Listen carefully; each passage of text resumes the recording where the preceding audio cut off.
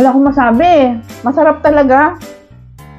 Hi everyone! Welcome to Mama Jane's Kitchen. Hindi kumpleto ang salo-salong Pinoy pag walang pansit sa hapagkainan. Samahan pa ng all-time favorite na Pinoy fried chicken. Wow! Ang sarap! At ang good news nito, pasok ito sa budget nyo. Kaya magluluto na ako kasi dinner na namin mamaya. Tara na! Magluto na tayo!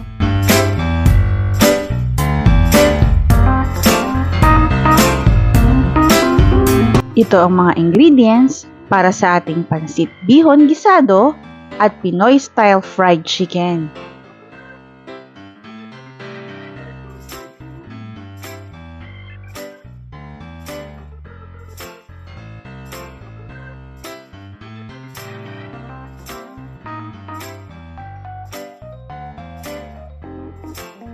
First step ay maglalagay tayo ng mga pampalasa sa loob ng chicken. Unahin nating ilagay ang ground pepper, half ng powdered seasoning, salt, garlic, dahon ng laurel, at 1 tablespoon soy sauce. Maglalagay din tayo ng ground pepper,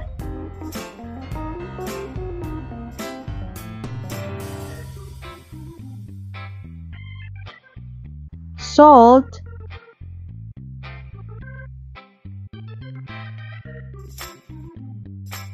at soy sauce sa balat nito. Imamarinate natin ang chicken for at least 15 minutes or longer para manuot ang mga nilagay nating sangkap. After 15 minutes, pwede na nating pakuluan at palambutin ang chicken. Naglagay ako ng 1.5 water sa kasirola. Then, ilagay na natin yung remaining salt, powdered seasoning, ground pepper, chicken cubes or chicken powder, dahon ng laurel, at cloves. Kung wala kayong cloves, okay lang din naman. Ilagay na rin natin ang garlic at yung remaining soy sauce.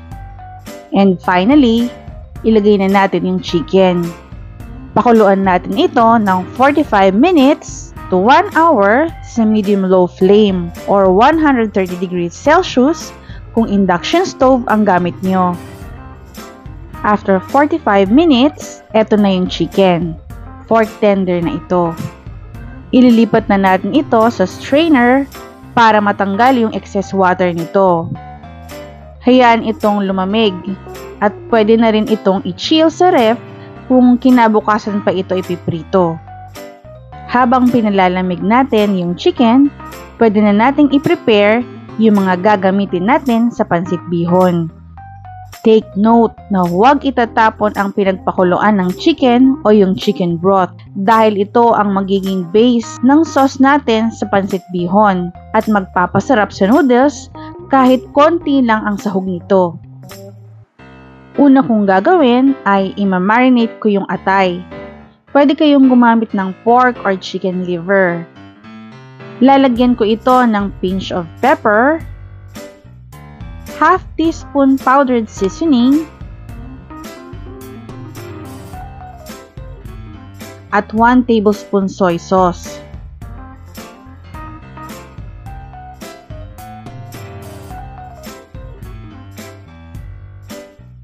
Ganon din ang gagawin natin sa squid rings. Imamarinate ko rin ito sa ground pepper, powdered seasoning,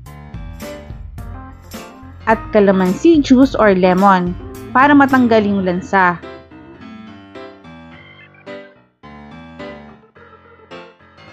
Itong bihon, ibababad natin ito sa tubig for 5 minutes, then i-drain nyo rin ito agad para hindi ito malasog.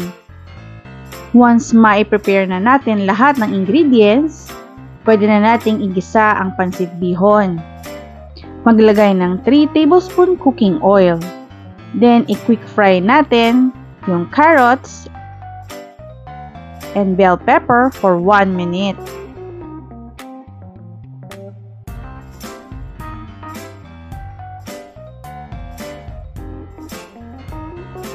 Ganon din ang gagawin natin sa pork liver at squid.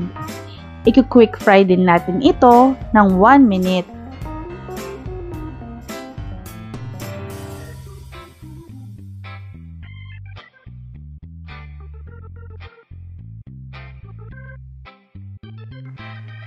Nag-add ulit ako ng 2 tablespoon cooking oil. At igigisa na natin ang garlic,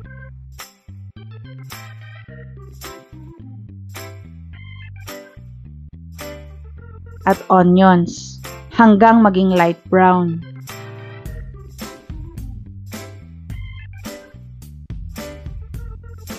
Sunod na nating ilagay ang kikiam at boiled meat na isinabay ko na ring pakuluan kanina sa chicken. I-stir fry ito for about 1 to 2 minutes. Then, ilagay na natin ang celery at chicken broth.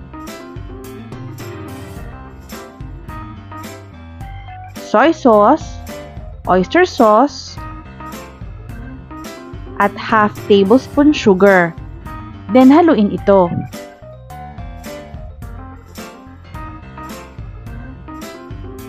Let it simmer for 3 minutes. Then, ibalik na natin yung liver at squid.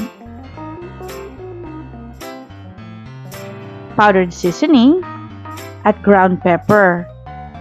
Then, ilagay na rin natin yung bihon. Haluin ito at hayaang lumambot hanggang maging smooth ang texture nito.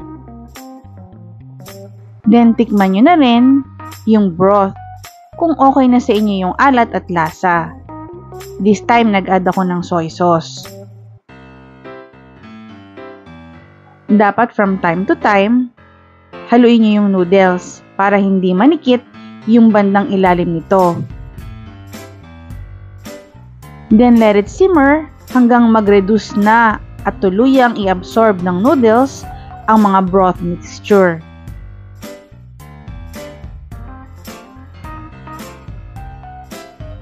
Ayan, nag-reduce na yung sabaw. Pwede na nating ilagay ang iba pang mga veggies. Haluin ito.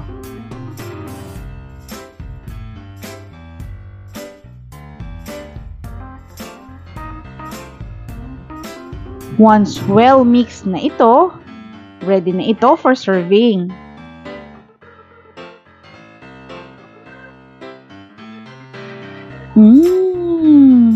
Amoy yummy talaga. Finally, ipiprito na natin yung chicken. Bago ito iprito, ilagay muna natin yung remaining salt, pepper, at powdered seasoning para maging mas malasa at maging golden brown ang balat nito.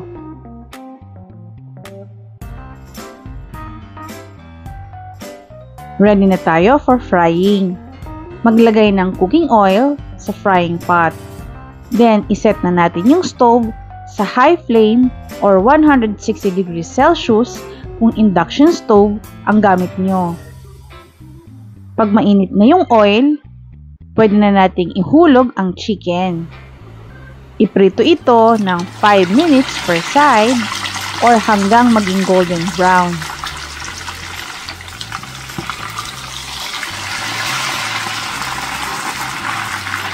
After 10 to 12 minutes, luto na ang ating Pinoy-style fried chicken. Grabe! Talaga namang simpleng malupit.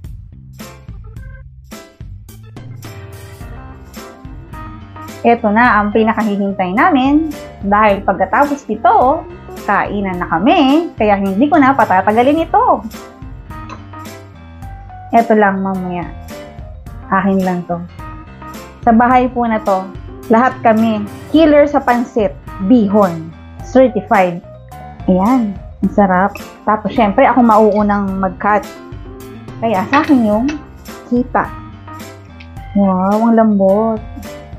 O, ganito po siya pag 45 minutes na siyang pinakuluan. 45 minutes or more, ayan, ganito siya kalambot. Talagang malambot na malambot. Tapos kalamansi.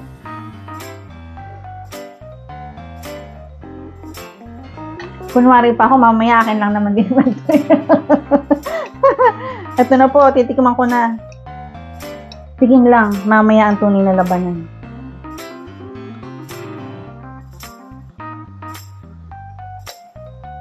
Sarap. Mamaya paramihan na naman kami. Wala akong masabi. Masarap talaga. Masarap eh. Tapos yung chicken. Wala lang dito yung husband ko, pero ito favorite niya ito.